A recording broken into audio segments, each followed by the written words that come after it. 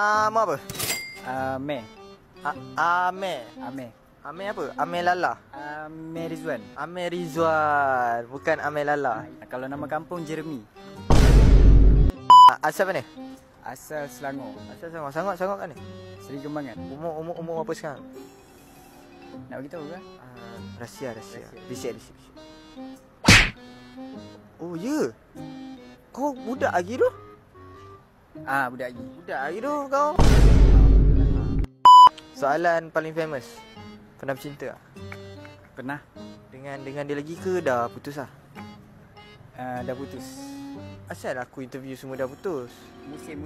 Sekarang ni musim putus lah. Musim putus. Aku dengar sekarang musim curang. Adakah kau putus sebab dia curang? Betul. So macam mana dia curang tu? Macam mana dia curang? Kantoi kat chat lah. Kata kat chat lah. Kau tengok chat dia lah. Aku tengok chat dia. Apa reaction kau tadi tu? Adakah kau marah ke apa ke?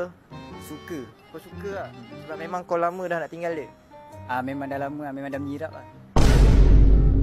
So contoh kalau dia tengok video ni sekarang, apa yang kau nak cakap kat dia?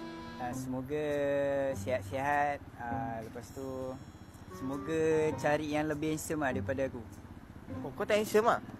Aku tak handsome. Sebab tu kot dia curang. Jadi siapa lagi red flag? Perempuan atau lelaki?